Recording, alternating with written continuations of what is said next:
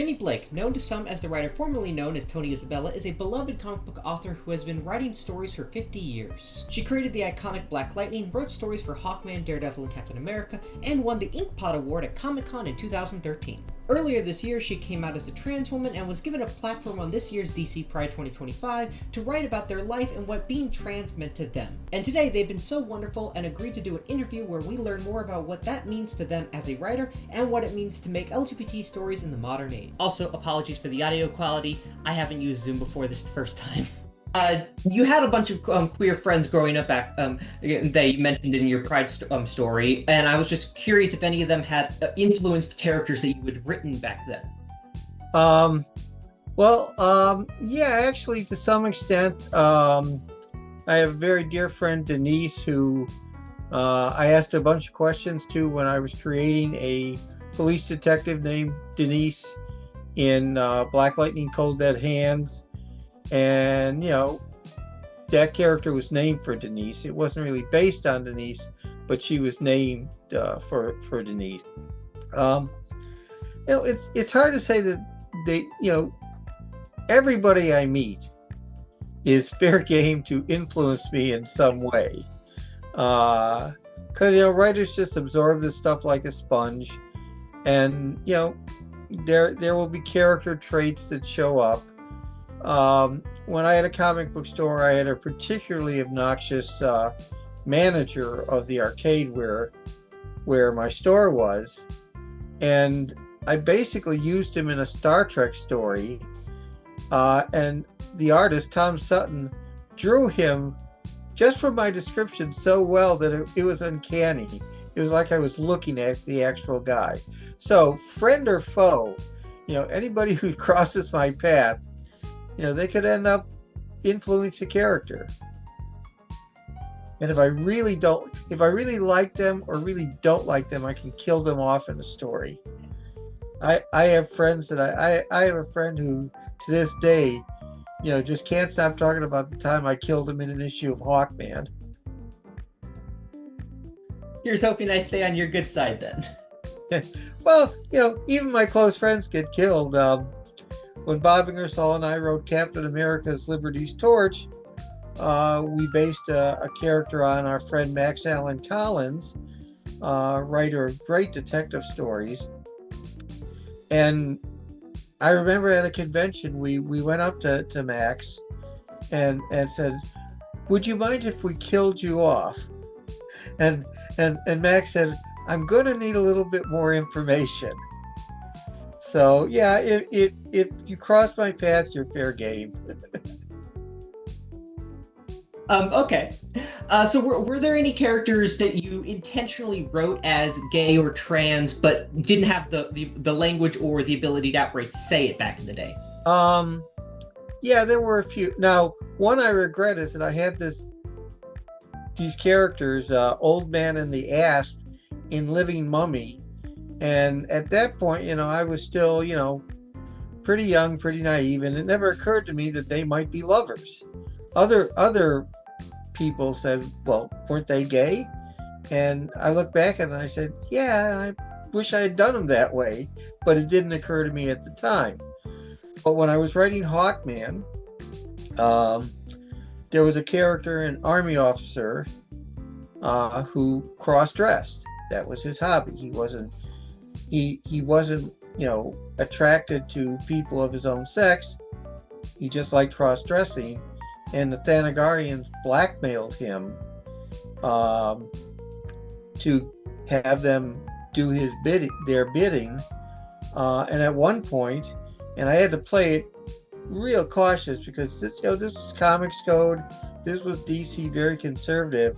But basically what happened is that the commander of the Thanagarians, who saw a resemblance between this army officer and his late wife, turned the army officer into the spitting image of his late wife.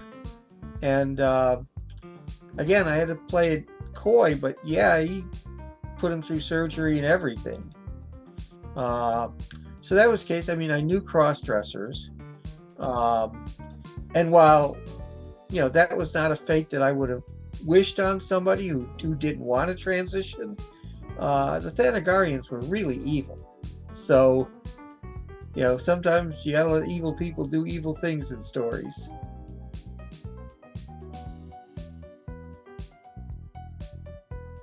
We just brushed right through 2 follow-up questions I was going to ask you regarding that one, so I'm trying to find the right place. At this point, then, seems perfect opportunity for me to bring up this silly nerd question, because I've been thinking about this ever since I read your original Black Lightning comic.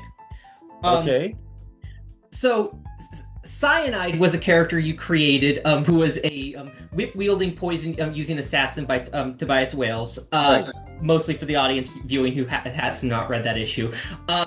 I picked up a lot of effeminate vibes that were similar to how people interpret Batroc the Leaper in Captain America's stories, where he was kind of interpreted as like a femme fatale for Captain America. Was that at all intended with Cyanide as like a male femme fatale for Black Lightning? Were there any of that, or am I just reading too much into that? Well, the original Cyanide was a villain in Wonder Woman, and I took the name and created a new character around it. I was thinking kind of, the effete British assassin type. And I hadn't really, I didn't really think it out much beyond that. These things were always written very quick. And so I didn't always get a chance to craft the characters as much as I would have liked. Speaking of which, since you built off of Cyanide from another writer, what were your thoughts when Mike Barr eventually dusted off the character again for In Outsiders? Well, he looked at the costume and said, "That's a chick's costume," and I had to admit he was right. So that's why that Cyanide was a woman. Mike Barr did a wonderful job on The Outsiders. He's one of the handful of writers whose work on Black Lightning didn't offend me. And one of the things he did, which later writers totally screwed up, he crafted an adult friendship, non-sexual friendship between Black Lightning and Katana. And I was always impressed by that because it was such an adult relationship. It was non-sexual. It wasn't taking the easy way out.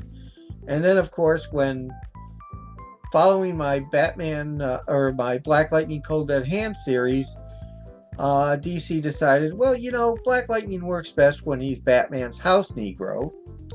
And so Black Lightning left everything that he cared about to go live in Gotham in an apartment provided by Bruce Wayne and, do Batman's bidding. And at some point on the line, because this is cheap, easy storytelling, the writer decided Black Lightning and Katana should be a couple. But it was cheap. It was the easy way out.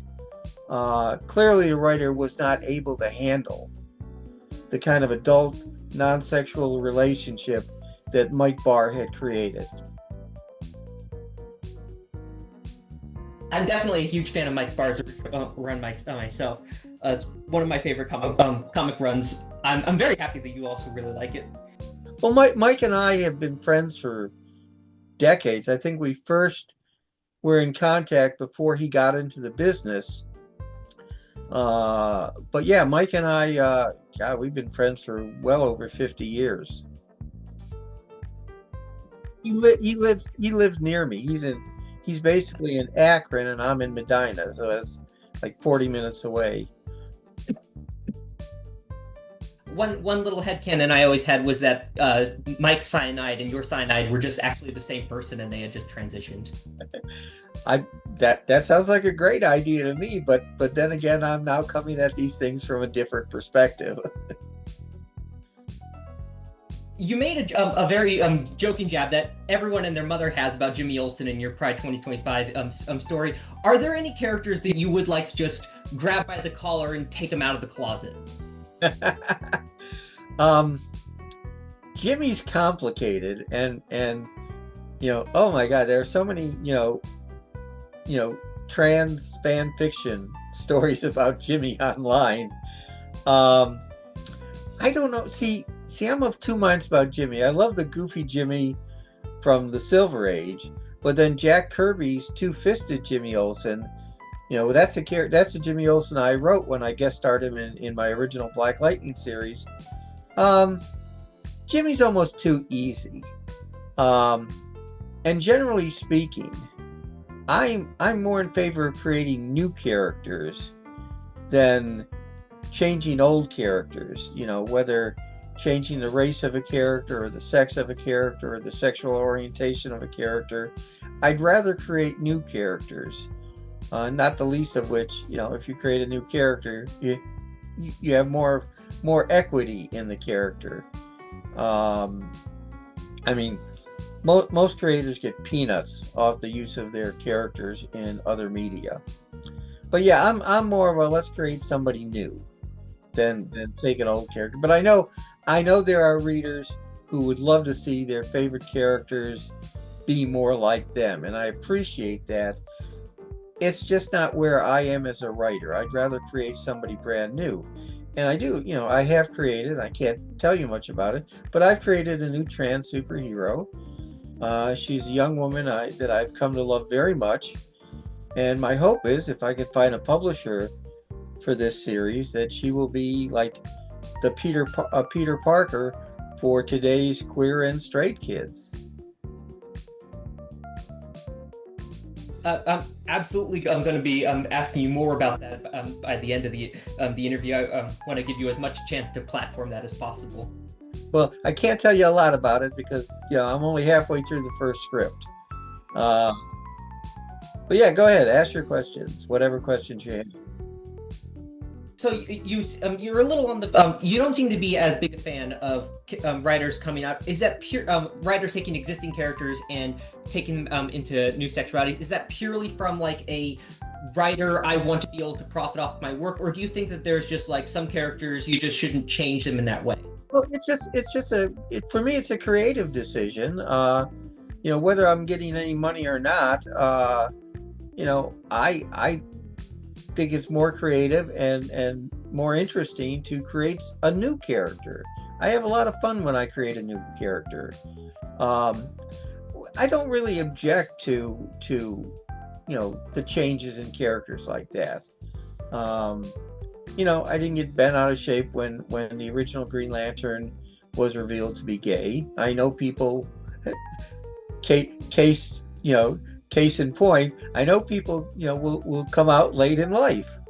So I don't mind that sort of thing, but as a writer, that's not the route I prefer to take.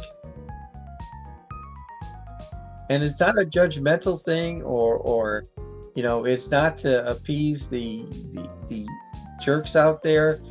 It's just where I am creatively. What about, say, like it was even a character you had already written where you realized, you know what, I want to write them again, and I realized this dynamic would be even more fun to write if it was gay, and so I'm going to retroactively make them gay in the later story.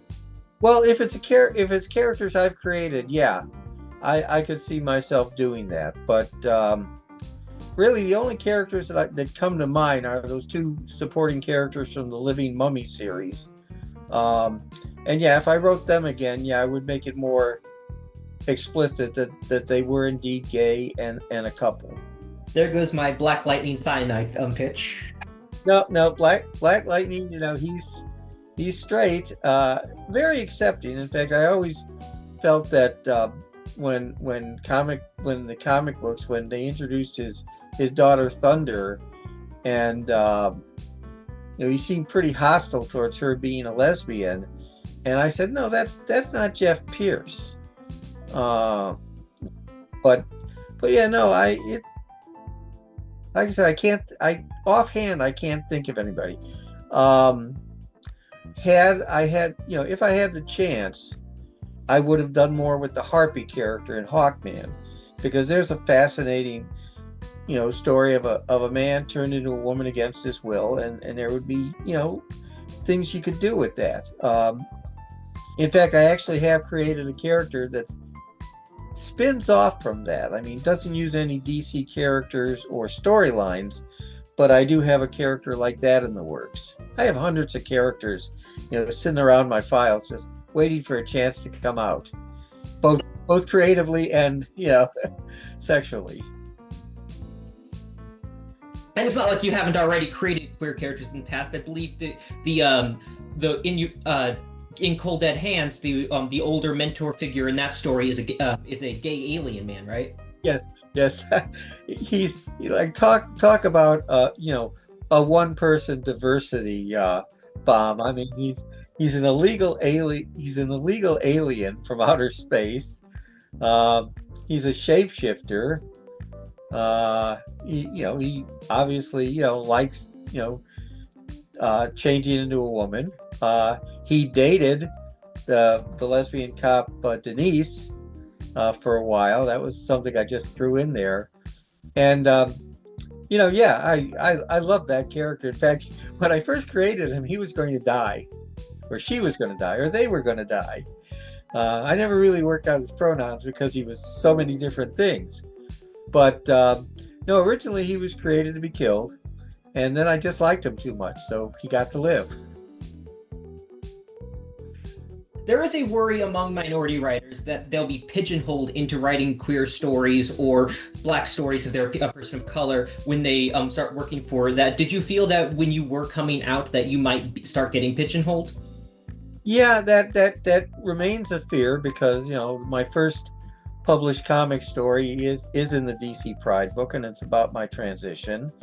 I'm working on a full-length graphic novel, which autobiography, which isn't just about my transition, but that plays a big part in it. I have this new trans superhero character I've created, so yeah, it occurs to me that I might get pigeonholed. There are worse pigeonholes to be in. It's not like I'm 73 years old.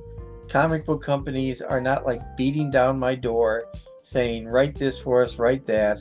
So, I'm not getting, there are things on my list of things I want to write that don't involve queer characters. But if I end up just working on queer characters, I can deal with that.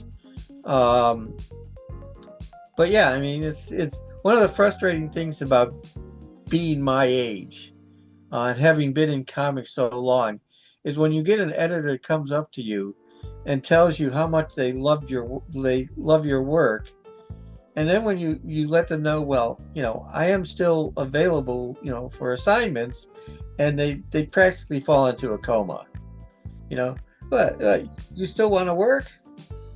Yeah, I mean, it's not like I'm climbing up buildings and welding girders. I'm sitting on my fat ass in front of a screen, and it's not a very physically demanding job. So that brings it to an interesting question. What overall is like the energy like for queer people working in this industry, specifically for like Marvel and DC and other professional publishers? Is it a safe place, or is it like sort of a don't ask, don't tell? I haven't been in the offices, worked in an office in decades. I will say, DC and Marvel seem pretty open to having queer writers. I mean, they have some very good ones. Steve Orlando leaps to mind.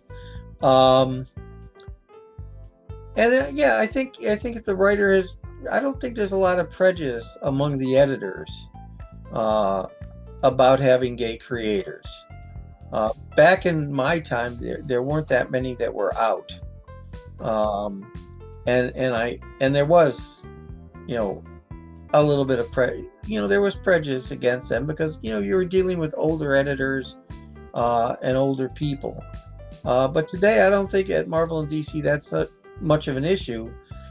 I will say that there are writers and artists who get their first shot in one of the DC or Marvel Pride anthologies, and somehow think that that's their ticket to regular work, and it's really not.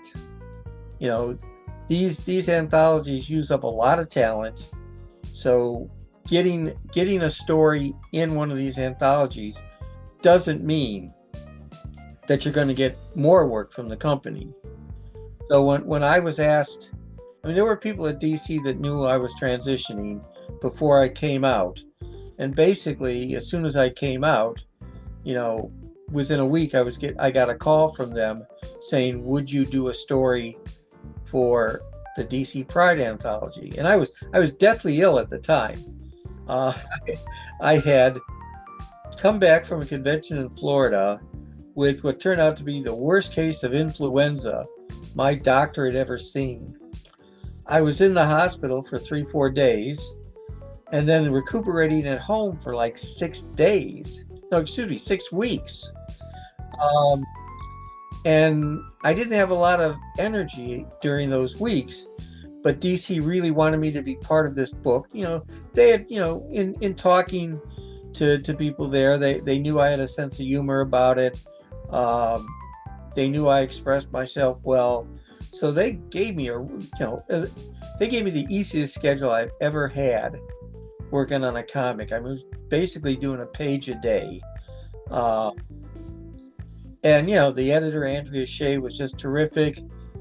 She helped me she walked me through corporate comics, which are a whole nother beast than what I was used to. When I was an editor at Marvel, we were overworked and underpaid, but pretty much left alone. Now there's things like, there was one panel in my original script where Cartoon Jenny is riding the Amazon swoop. And I was told, you can't use the Amazon swoop. And I'm going, it's fair usage. It's like one panel. But no, corporate didn't want that. But she had my back, and I won. We won, I should say. Her and I won all the really important questions there. Plus, they gave me my choice of artist, and I saw Sarah's work and just fell in love with her. And I hadn't known that Sarah's written an incredible written and drawn an incredible graphic novel called Us, about when her partner came out as trans and the adjustments they both had to make. It's a brilliant graphic novel, and I didn't even know it existed until after she finished my story, I Googled her to see what else I could get by her, and found that book, and it's amazing. They let me pick my letterer, and I always liked Jody Troutman's work. Then really, after it was all done, I realized, hey, that was an all-woman team. I've never been part of an all-woman team before. But yeah, no, DC was very cooperative, very kind to me. About halfway through that story, I got a call from Marvel wanting me to contribute to their Pride anthology, which I couldn't do because I was already committed to the DC work. But so I've been very warmly received by the comics community, which came as a real surprise, because I've been around a long time. I know how many idiots are out there, but the community has just been so supportive. And these days I try to give back as much as I can. It gets a little awkward at times because I'm really new at this. I've only been on HRT since last April, so I don't think I'm an expert in transition or anything. But there are people who've come out to me, and I've tried to give them whatever advice I could based on my limited experience. So it's wonderful to have been accepted so warmly, but there's also a responsibility. Probably because I'm so old, people think that I know more than I know. But it's a responsibility I'm glad to take to help people out, because with everything going on in the world, our community has to stick together. As I put in my story, we have to love each other harder than we've ever loved before. It's the only way we're going to get through, this nightmare. Absolutely. Now that you are officially out as a woman, are there any female characters that you're like, finally I have to write this as a woman? Like, are you looking forward to the chance that maybe DC will let you write Wonder Woman, or Marvel will let you write Captain Marvel or Scarlet Witch? My character, the characters I want to write again, are very few at those companies. I would love to write Misty Knight and Tiger again, and even pitched a story involved, since Tigress became a police officer and Misty Knight was a police officer, I'd come up with this story involving the officer who was both of their training officers. So I would love to write those two characters again. Um, I always wanted to do a version of Ghost Rider that followed through on my original plans for the character. I would love to write Black Lightning till the day I die. Um, I would love to write GI Robot, who I just think is hysterical. Um, there are characters I like. If DC gave me a chance to write a Super Sister series, I'd jump all over that. Uh, Maybe they'll do an Earth 11 anthology or something. Well, I'm actually going to pitch something to them involving the Super Sister character. I don't know whether they'll go for it or not, but that would be a lot of fun to write. I would love that. That was also a big egg-cracking type of story for me growing up. Yeah. No, there are characters. I like Metamorpho a lot. Had Black Lightning TV series continued a few years more, I probably would have been writing for it.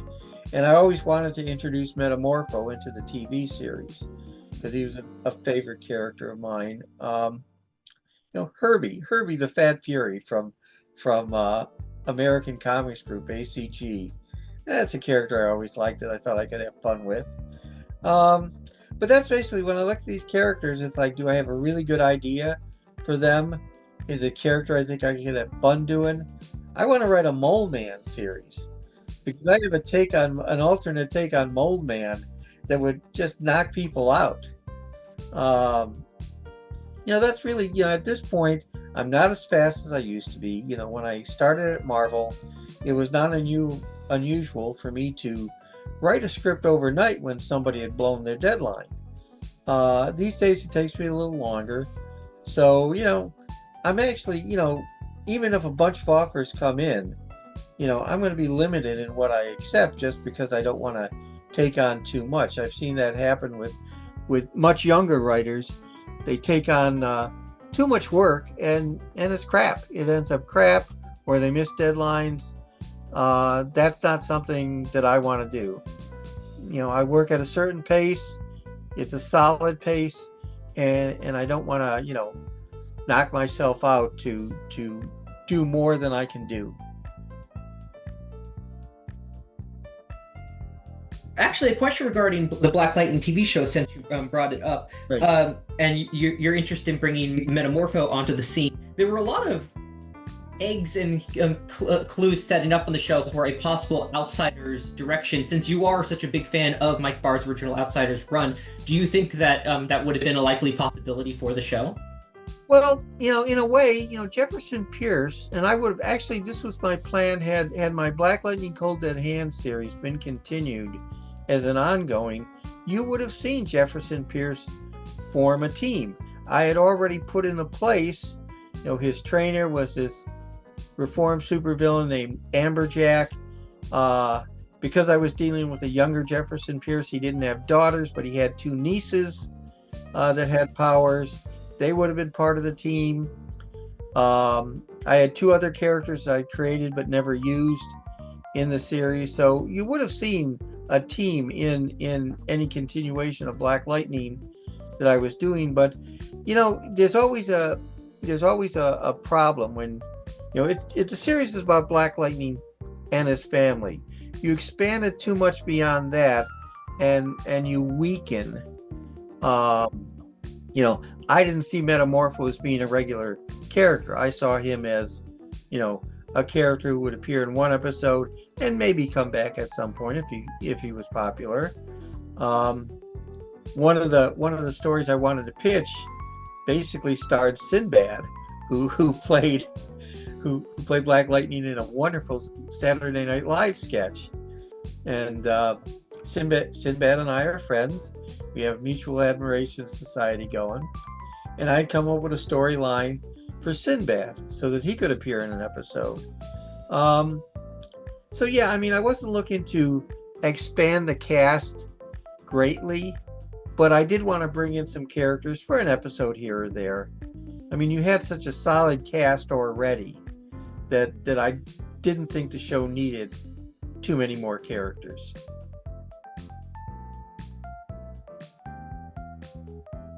DC and Marvel definitely introduced a lot of queer characters at this point in their career.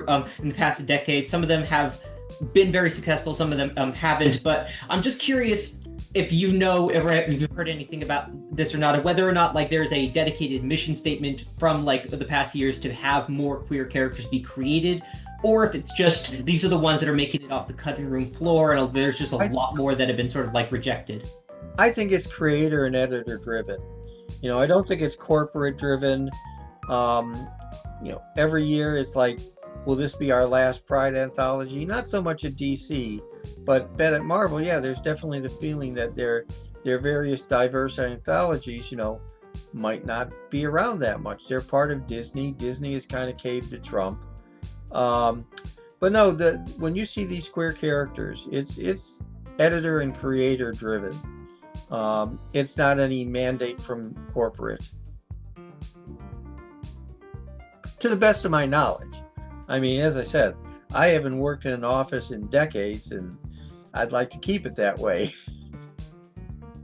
So you currently are working independently on your original graphic novel at this point. Do you think that this is the more appropriate direction queer creators should be going for, or do you think there's still a lot of money to be made as a queer writer trying to work for in the big two and the other professional industries?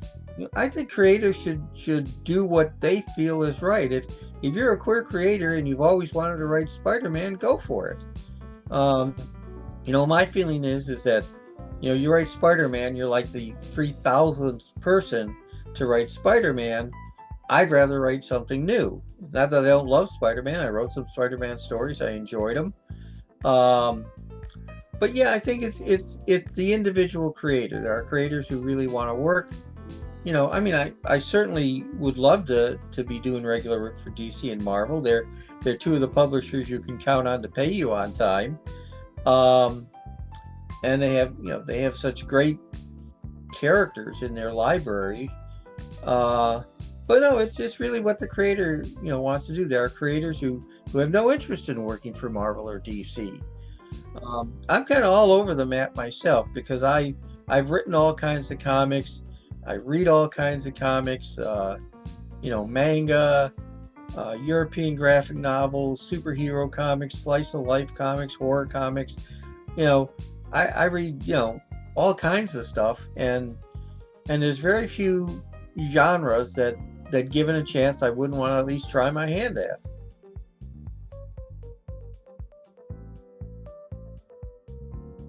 You've mentioned multiple times you're not pleased sometimes with the portrayal Black Lightning gets given by other writers. I was curious about one particular portrayal, which is not a direct, explicit portrayal, but the portrayal by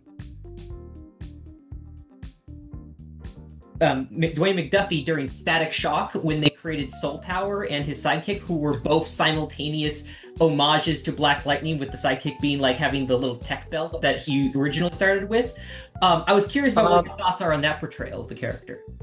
Well, Dwayne McDuffie was a good friend and one of the best writers ever to work in comics. That episode of Static Shock was originally supposed to feature Black Lightning. DC Comics, refused. And then when Static Shock pressed DC on it, they wanted Static Shock to pay more for using Black Lightning than the show was paying to use Batman and Robin. There was an individual at DC who's no longer there. He's still alive, but he's no longer at DC, who was determined to keep Black Lightning out of things, because I think in his mind he thought if I ever made any real money off Black Lightning that I would immediately sue DC Comics. But yeah, he nixed movies. There were some real decent directors and producers who wanted to do a Black Lightning movie. They all got turned down. They were not allowed to use Black Lightning in Justice League Unlimited. So yeah, there was an individual at DC who was doing his best to block any use of Black Lightning, and it wasn't until he was gone and Jeff Johns pretty much took over that part of DC And Jeff wanted to do a Black Lightning series, but he didn't want to do it unless I was taken care of. And thanks to Jeff, it wasn't a perfect agreement with DC, but I got a pretty decent deal out of DC before work started on the Black Lightning show. And the Black Lightning show itself, included me from the start, in terms of, I'd have conference calls with the showrunners. They flew me to Burbank to spend time with the writers. Actors, writers, producers, directors would call me up to ask questions. I visited the set several times. I appeared in one episode with, Trevor Von Eden and I were judges. And that had been a long process. Everybody in the show wanted me to be in the show at some point. But things, I first suggested that I be the, Jefferson Pierce's wacky next door neighbor. That got shot down. When they revealed that Grace and Nafasa were comic book fans, I put for, why don't I play the owner of the comic book shop where they buy their comics from? That got shot down. Salim wanted to be me to be.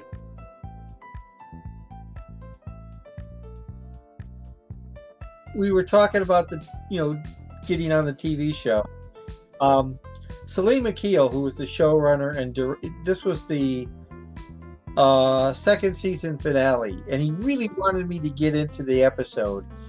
And there's a scene where Tobias Whale is being taken to this, high security prison for supervillains, and Salim decides that, well, Tony could be one of the guards, and has Wardrobe running around trying to find a guard uniform that they could tailor to fit short, stout Tony.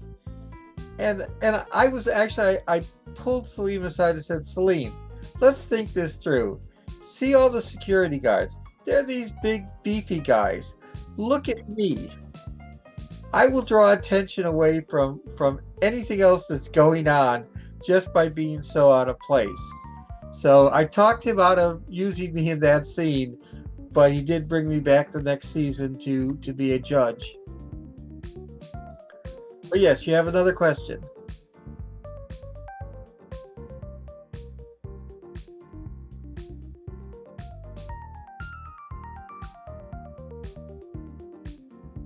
In the original Black Lightning run, you established Jefferson and Lynn as being recently divorced, and that's never actually been addressed in any comic that I'm aware of. Did you ever have a plan for what the reason for their divorce ever actually was? Yeah, I did actually. It was that Jeff was too conservative. Lynn was getting involved in political stuff and everything, and Jeff was playing it safe. Indeed, after that, he still loved her. She still loved him. And my plan was always to bring them back together. I mean, I thought, having a divorced couple was unusual for comics. And so I liked it that.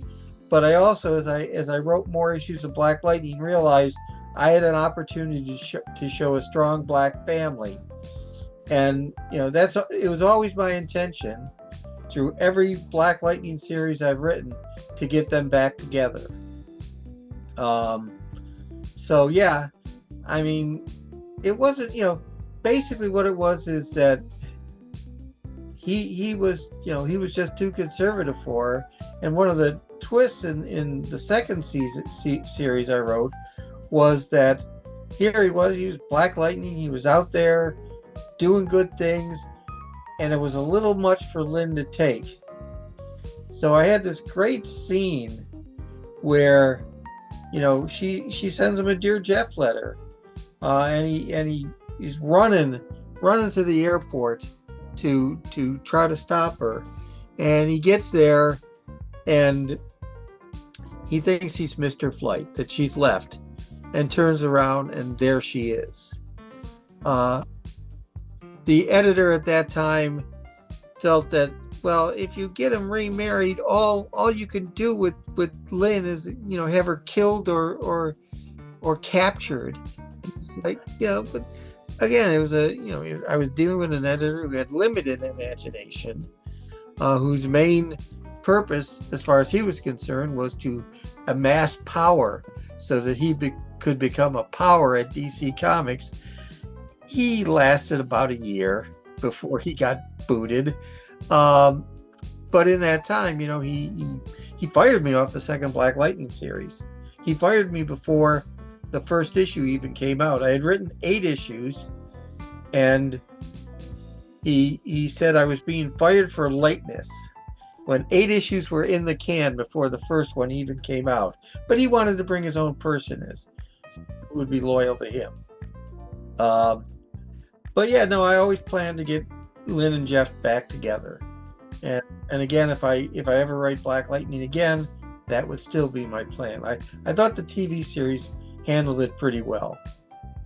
Did you have any plans, because you mentioned having a family, did you have any plans before, my brain is bad with memory names. The writer who wrote the 2003 Outsiders run, which my brain is forgetting at this moment, before they got to write, give Jefferson a kid, were you planning on giving them some kids during that 90s run? Yeah, but not right away because, again, they were just remarried. But yeah, I always planned, I always planned for Jeff and Lynn to have a family. And I very much liked the daughters, that we saw on the TV show. That was my plan for Ghost Rider too. If I had continued on Ghost Rider, I'd written a script that got changed, but had written Satan out of the book, and then you would have seen Johnny Blaze as kind of a white hat hero in Sinville, Hollywood, and he and his girlfriend would have gotten married and raised a family. I like a lot of editors will say, the kids, they can't relate to married people or married people with kids. And of course, even back then, I'm saying, what kids? We don't have a ton of kids reading these comic books. Most of the people reading these comic books are people our age or older. I would hope kids weren't reading about the juvenile kid who gets crucified on a basketball hoop. Well, that was a very the fact that they did that in a TV series astonished me. Because I got some flack on that from DC, people who weren't involved in the Black Lightning comic book. And then when it came out, they saw that. But, again, evil people do evil things. And sometimes that drives the story.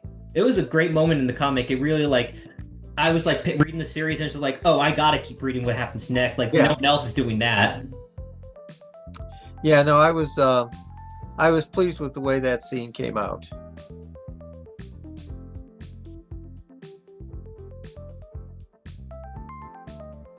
Actually, I have one other question I wanted to ask was, because you mentioned how good friends you were with Dwayne McDuffie, and during that time in the mid-90s, you were bouncing from to various creative people. Were there any opportunities for you to write anything for Milestone when it was still publishing? No, it never came up. There was a little bit bad blood between me and one or two of the Milestone guys because in a DC company newsletter, one of them attacked Black Lightning. And I was kind of like, that's not cool. I'm supporting you. You shouldn't take cheap shots at Black Lightning. But Dwayne, Milestone, I think, was already pretty much out of it by the time Dwayne and I, became closer friends. And what Dwayne did for me was he was my source of information for all the times DC was screwing me over with movie and TV deals. So, Dwayne was very open with me about that sort of stuff. I would have loved to have seen, he was one of the handful of writers I would have really liked to have seen. If I couldn't write Black Lightning, he was one of the people I would have loved to have seen write it. I would have loved to see McDuffie write it. It was a short list. It was Dwayne, it was Gail Simone. That might have been the entire list. Well, Gail's still writing, so maybe one day we'll get her. Yeah. That's more or less all my questions. I do want to give you an opportunity to plug any crowdsourcing or fundraising you want to offer, or any benefits for yourself, or if you want to plug the comic, any of the comics you're working on, the Trans Spider-Man story, or the personal original graphic novel, anything you want to do to promote yourself? Main thing I want to do is to, recommend the DC Pride 2025 anthology to it. I really think the story I wrote is just one of the best things I've ever written. As far as upcoming projects, the way to get the scoop on me is I'm all over social media. I'm on Facebook, I'm on X, I'm on Blue Sky. I have a blog called Tony Isabel's Bloggy Thing. So there's also, that's where people can follow me and find out, what I'm working on. It's where I announce garage sales. It's where I announce convention appearances. It's where I announce, like when you're ready to put this out, it's where I'll announce this. That's the best way to keep up with what I'm doing. And do you have a way people can donate if they want to directly support you to help you get better on your HRT, or just help you out in the industry? Not yet, but my son is hoping to put together a Patreon page for me, and what we would do in that page is you get, the people who support the page will get to see stuff I pitched that didn't make it, advanced looks at stuff I'm working on. 2 or 3 times a month there'll be something cool on there that'll be exclusively for the supporters. At least initially exclusive. But yeah, at this point, I don't have any fundraising stuff like that. It will be coming. And if the links come up in time, we will put them on the description of the video. Thank you. Thank you very much for coming by. This was you were great to have on.